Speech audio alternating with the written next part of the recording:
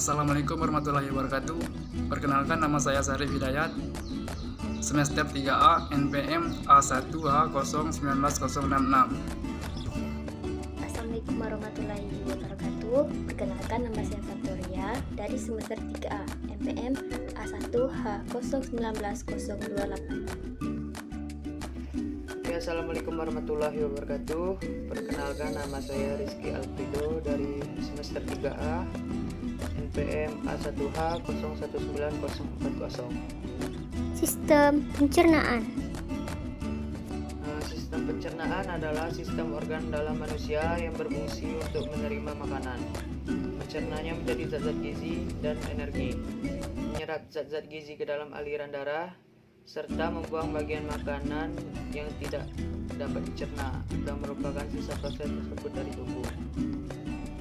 Organ-organ sistem pencernaan yang pertama ada mulut, kemudian faring, esofagus, lambung, usus halus, pankreas, hati, kantung empedu, saluran empedu, usus besar, rektum, dan anus. Baiklah, yang pertama ada mulut. Mulut adalah jalan masuk menuju sistem pencernaan dan berisi organ aksesoris yang berfungsi dalam proses awal pencernaan. Di dalam mulut sendiri terdapat kelenjar ludah yang memiliki fungsi yaitu melarutkan makanan, memudahkan penelanan, serta melindungi selaput mulut terhadap dingin, panas, asam, dan basah. Kemudian ada kelenjar ludah. Kelenjar ludah terdiri dari 3 bagian. Yang pertama yaitu glandula parotis. Fungsinya yaitu menghasilkan ludah atau saliva yang berbentuk air. Kemudian ada glandula submaxillaris, yaitu untuk menghasilkan getah yang mengandung air dan lendir. Kemudian ada glandula sublingualis. Sama dengan glandula submaxillaris, kelenjar ludah mengandung enzim pitalin. Selanjutnya yaitu tenggorokan atau faring. Faring terletak di belakang hidung, mulut, dan laring.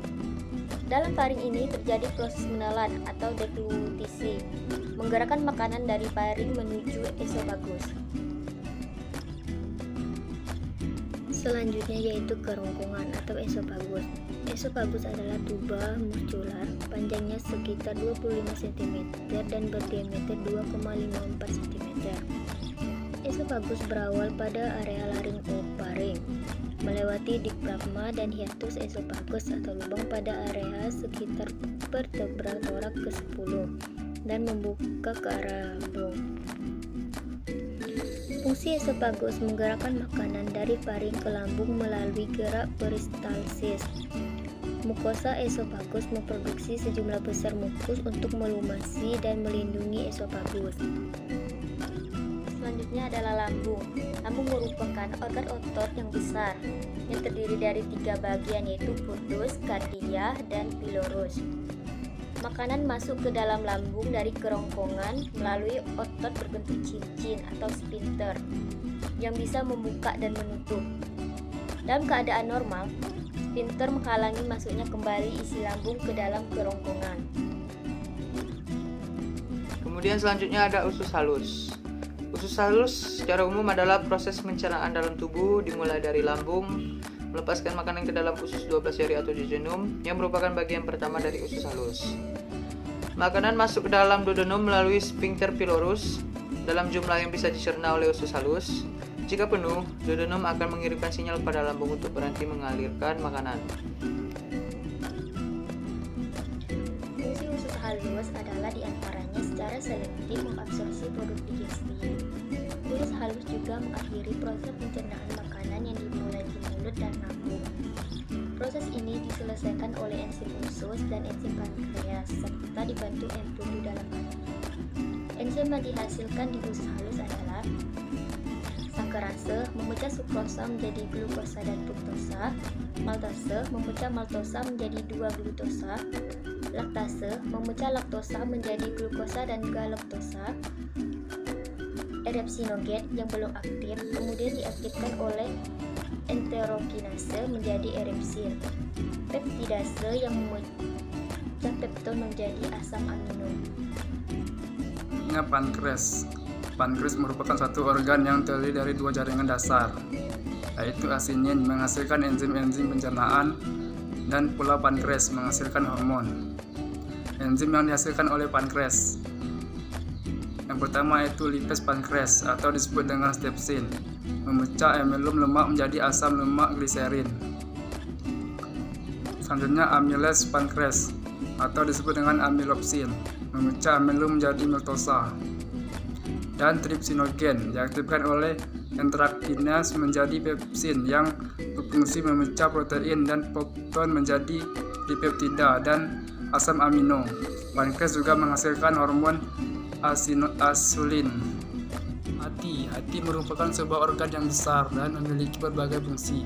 Beberapa di antaranya berhubungan dengan pencernaan.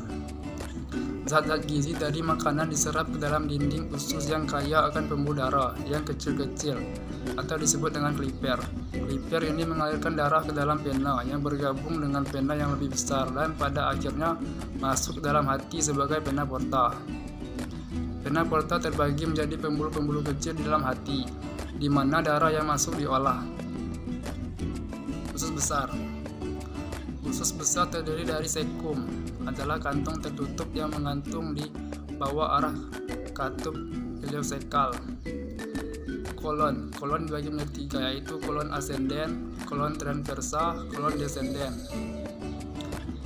Rektum adalah bagian saluran dengan panjang 12-13 cm yang terakhir pada saluran anal dan membuka ke eksterior di anus. Rektum dan anus. Rektum adalah sebuah ruangan yang berawal dari panjang usus besar setelah kolon sigmoid dan berakhir di anus. Anus merupakan lubang di ujung saluran pencernaan di mana bahan limbah keluar dari tubuh.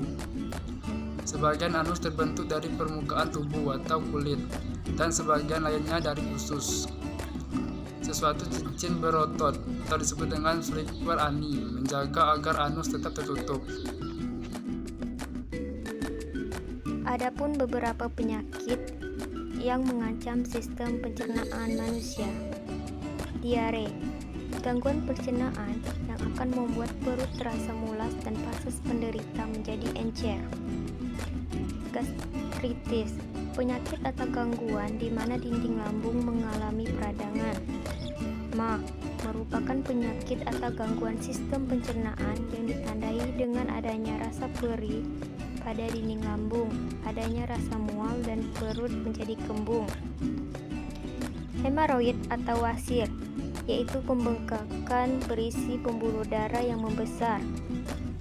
Appendicitis, gangguan sistem pencernaan yang mana umbai cacing atau usus buntu mengalami peradangan.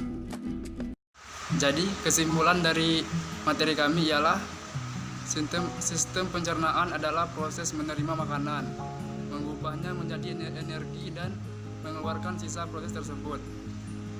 Lebih rincinya yaitu proses penghancur makanan yang terjadi dalam mulut hingga lambung.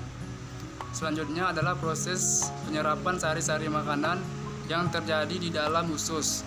Kemudian proses pengeluaran sisa-sisa makanan melalui anus. Dalam pelaksanaan proses pencernaan, makanan organ pencernaan dibantu oleh enzim dan hormon yang prosesnya berbeda tiap organ dan mempunyai fungsi masing-masing. Terima kasih atas perhatiannya.